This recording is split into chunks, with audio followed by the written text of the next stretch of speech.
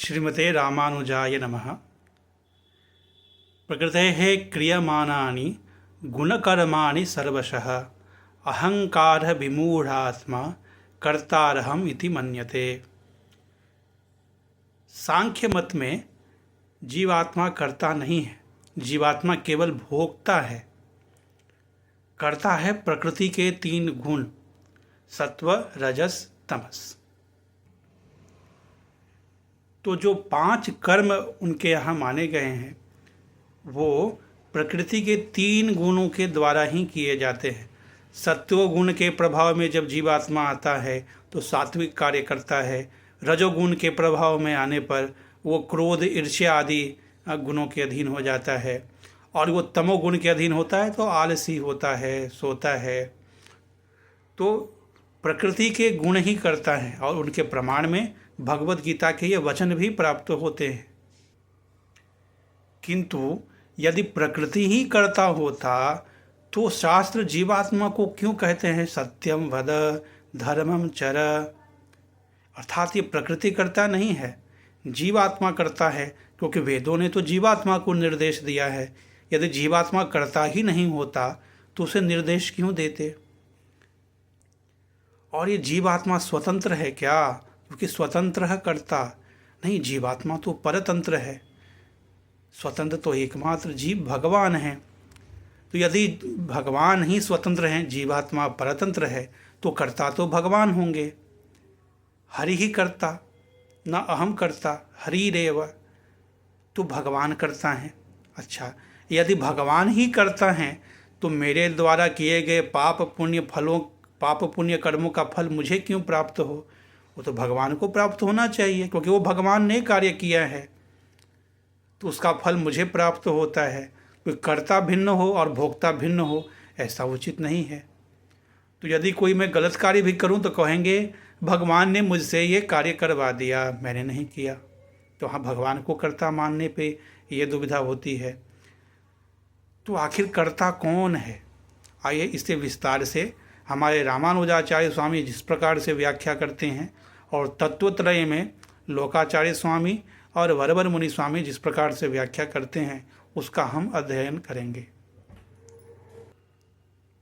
लोकाचार्याय गुरवे कृष्णपादस्य सूनवे संसार भोगे संदष्ट जीव जीवा तवे नमः। श्रीशैलेश दयापात्रं धीभक्त्यादि गुणार्णवं यतीन्द्र प्रवणं वंदे रम्यजा मातरं मुनिम्।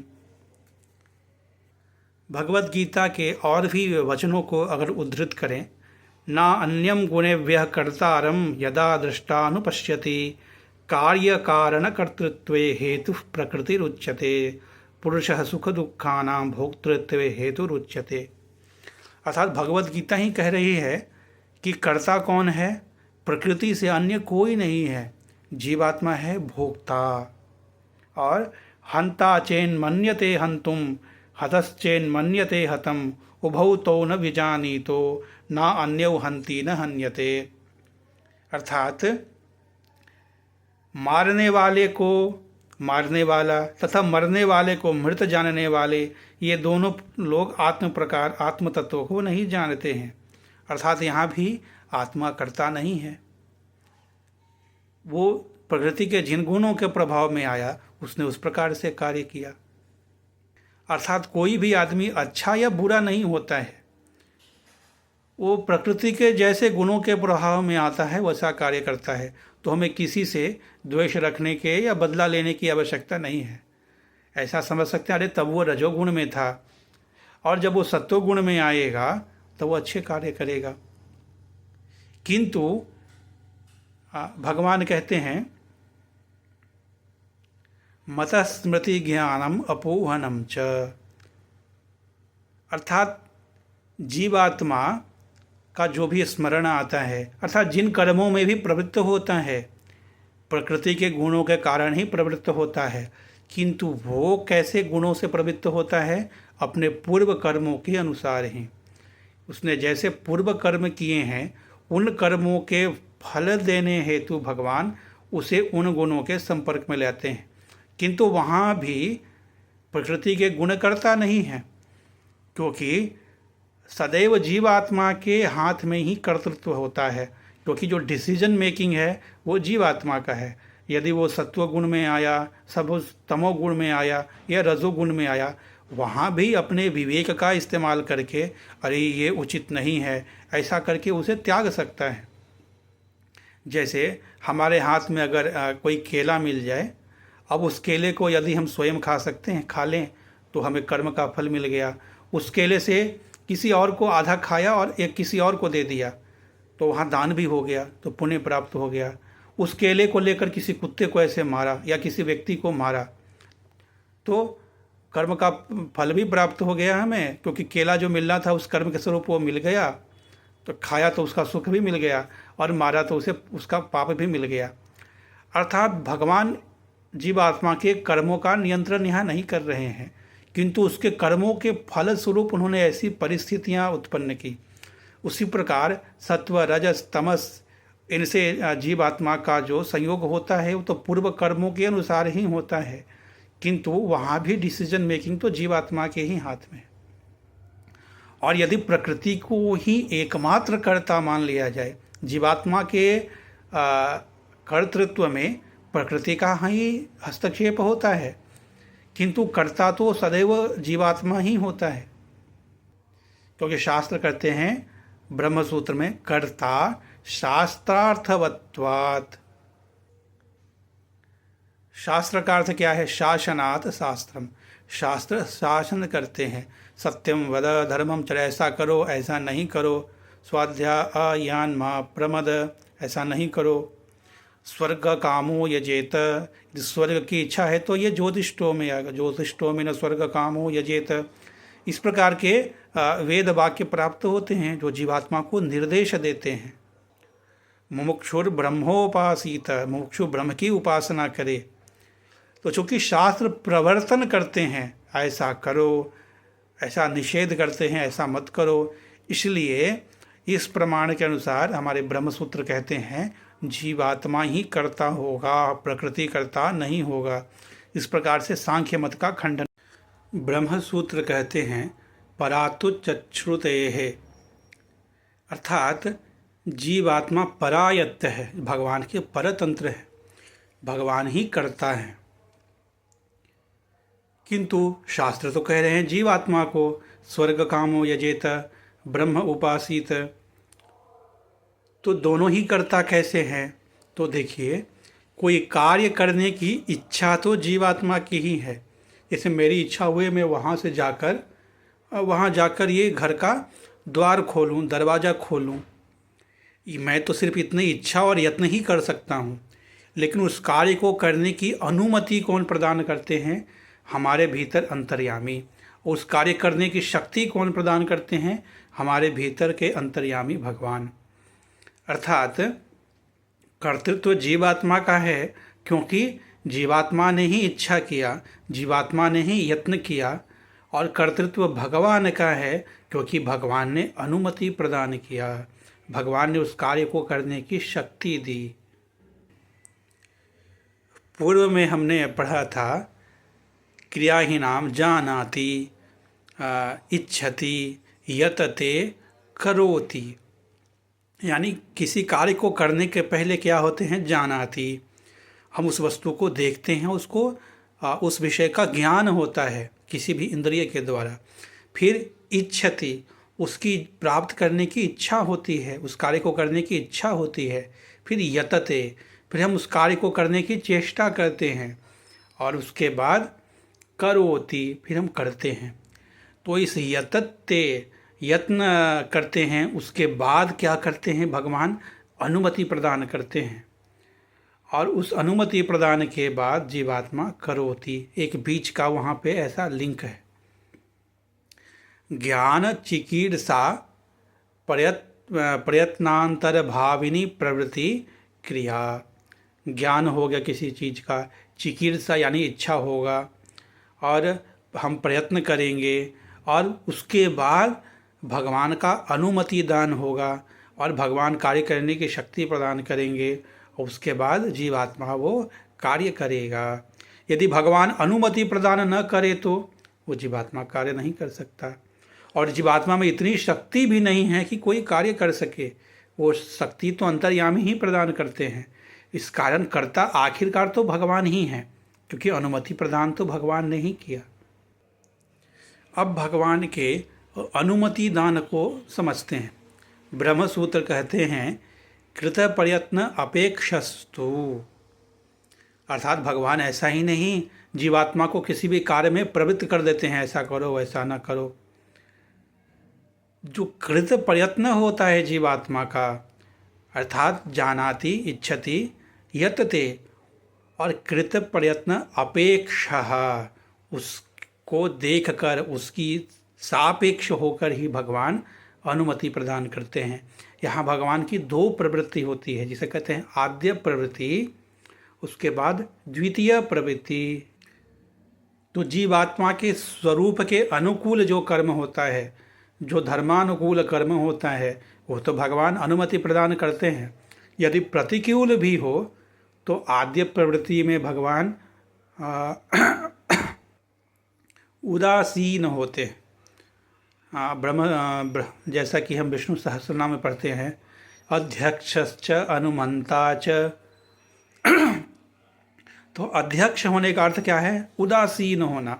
वहाँ भगवान, जीवात्मा ने ऐसा प्रयत्न किया, भगवान ने देखा ये तो उसके स्वरूप के विपरीत है, इसमें तो जाकर ये अपने जीवन के लक्ष्य को ही भूल जाएगा, अधर्म कार्य करेगा, जन्म मरण के चक्कर में फंसेगा, तो भगवान उदासीन होते। किंतु जब वो दूसरी बार उसकी इच्छा करता है, वो यत्न करता है, तो भगवान क्या हो जाते हैं? अनुमंता। अध्यक्षश्च अनुमंता च। जब अध्यक्ष हैं तो अध्यक्ष का कार्य क्या होता है? उदासीन होना। तुम ऐसा कहो, ठीक है, कोई बात नहीं, ऐसे इच्छा किए। लेकिन अगली बार जो द्वितीय प्रवृत्ति होती है तो भगवान अनुमंता होते हैं। कई बार लोगों को आपने कहते सुना होगा, ऐसा कार्य तो मैं करना चाहता हूँ लेकिन अंतरात्मा से ऐसा लग रहा है, करे नहीं ऐसा मत करो। वो क्या है? वो भगवान की इच्छा है, भगवान का अध्यक्षता है।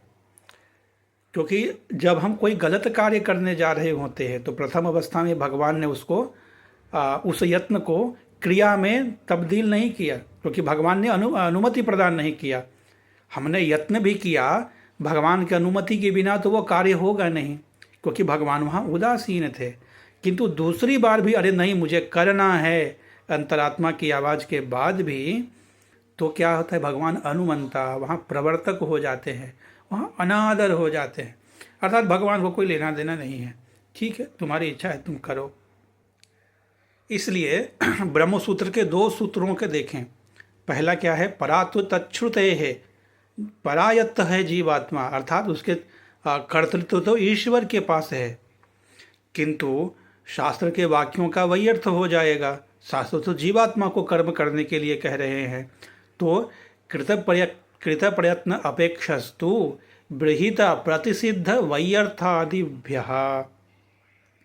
अर्थात जीवात्मा का जो कृत प्रयत्न है, उस प्रयत्न के सापेक्ष होकर भगवान या तो अध्यक्ष होते हैं या अनुमंता होते हैं। इसलिए विहित और प्रतिसिद्ध जो शास्त्र के वचन है, इदम कुरु इदम मा कुरु, उसका वैयर्थ नहीं होता है।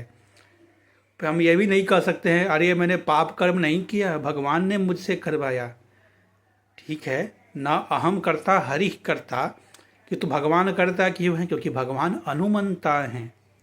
जीवात्मा करता क्यों है? क्योंकि जीवात्मा ही ज्ञान, इच्छा और प्रयत्न किया है, किंतु भगवान की अनुमति के बिना तो वो ज्ञान, इच्छा और यत्न के बाद भी कार्य को नहीं कर सकता। इसलिए कहते हैं ना अहम करता। अरे मैंने ज्ञान, इच्छा और प्रयत्न के बाद भी तो मैं कर्म नहीं कर सकता। भगवान ने जब अनुमति प्रदान किया तभी तो कर्म कर सकते हैं, अर्थात कर्तृत्व तो मुख्य रूप से भगवान का ही है। अब इसमें कुछ विशेष नियम हैं। विशेष नियम क्या है? कई बार जीवात्मा की इच्छा और प्रयत्न जो भी हो, भगवान उस जीवात्मा को अपने विशेष कटाक्ष का पात्र बनाकर अपनी ओर से उससे अच्छे कर्मों में प्रवर्तन कराते हैं। और जो भगवान के प्रति द्वेष बुद्धि रखते हैं, जैसे दैत्य आदि, उसे भगवान बुरे कर्मों में प्रवृत्त करते हैं। जैसे भगवान ने कहा आसुरी योनि सुहु, उसे आसुरी योनियों में डालते हैं और वो ऐसे कर्मों में प्रवृत्त होता है, और भी बुरे कर्म हम देखते हैं। कंस और भी बुरे कर्म करता ही जाता है, फिर आकर भगवान उसको नष्ट करते हैं। तो ये तो सामान्य नियम है कि भगवान जीवात्मा के प्रयत्न को देखकर उसे अनुमति प्रदान करते हैं। विशेष नियम ये है कि किसी को जीव भगवान अपने विशेष कृपा का पात्र बना करके उसे अच्छे कर्मों में प्रवृत्त कराते हैं, किसी भगवत द्वेषियों को बुरे कर्मों में प्रवृत्त कराते हैं ताकि उसका नाश जल्दी हो जाए। फिर आगे कहते हैं सांसारिक प्रवृत्तिषु कर्तृत्वम न स्वरूप प्रयुक्तम अपितु गुण संसर्ग कृतम। हमने पूर्व में देखा कि जितने भी कार्य हैं वो गुण संसर्ग कृतम है। सत्वगुण, रजोगुण, तमोगुण, इनके कारण ये कार्य हो रहे हैं। तो सांसारिक प्रवृत्तियों में हम जो भी कार्य कर रहे हैं वो हमारे स्वरूप प्रयुक्त नहीं है। सांसारिक प्रवृत्ति यानी देह, पुत्र आदि को अपना मानना, उनके प्रति ही लगना, उनके लिए पाप कर्मों को करना, और हमारा जो स्वरूप है भगवत शेषत्व, उसके अनुसार कैंकर्य न करना, अपने पारतंत्र को न समझना, पाप कर्मों में प्रवृत्त होना, ये क्या है? ये गुण संसर्ग कृतम है। ये जीवात्मा का स्वभाव नहीं है। किंतु जिस प्रकार जल अग्नि के संपर्क में आता है तो अग्नि क्या होता है, उसमें बुलबुला उठता है, तर तर तर तर तर ऐसी आवाज़ भी आती है। किंतु जल क्या है? शीतल स्पर्शवत्य है आपह, वो शीतल होता है। किंतु अग्नि के प्रभाव में आने से वो उबलने लगता है। और जल में कुछ आवाज़ होती है क्या? नहीं, कोई ध्वनि नहीं होती है। किंतु अग्नि के संपर्क में आने पर तर तर तर तर तर तर ऐसा ध्वनि भी होता है उबलने के साथ। अर्थात अपने स्वरूप के विपरीत उसमें कार्य हो रहे हैं। क्यों? अग्नि के कारण। उसी प्रकार जीवात्मा के स्वरूप के विपरीत जो भी कार्य होते हैं वो प्रकृति के गुणों के संपर्क के कारण होते हैं, ऐसा समझना चाहिए। इस प्रकार प्रकृति के गुण भी कर्ता हो गए, जीवात्मा भी कर्ता हो गया और ईश्वर भी कर्ता हो गए। तीनों का कर्तृत्व हमने देखा। किंतु प्रधान कर्ता कौन है? भगवान, क्योंकि उनकी अनुमति के बिना तो कोई कार्य हो ही नहीं सकता। और जीवात्मा भी करता है, क्योंकि ज्ञान इच्छा चिकित्सा तो जीवात्मा का ही है। और भी प्रकृति भी करता है, क्योंकि प्रकृति के ही बंधन में रहकर, प्रकृति के ही गुणों के संपर्क में आकर हम सांसारिक कार्यों को कर रहे हैं। तो तीनों ही करता है। प्रधान कर्ता तो भगवान है। फिर भी कर्तृत्व हमेशा जीवात्मा के पास है, क्योंकि भोक्तृत्व किसका है? पाप कर्मों का दुख, पुण्य कर्मों का सुख और ब्रह्म की उपासना का मोक्ष किसे मिलता है? जीवात्मा को मिलता है। इसलिए यहाँ कर्तृत्व जीवात्मा का भी होता है। हम ऐसा नहीं कर सकते अरे भगवान ने अनुमति दिया था, अरे मैं प्रकृति के गुणों के संपर्क में आकर ये कर लिया, क्योंकि हर अवस्था में उसका नियंत्रण तो आपके पास था। और भगवान कहते हैं मत स्मृति ज्ञानम अपोहनम छ। हमने कहा क्रियाहीनाम जानाति इच्छति करोति यतते यतति करोति।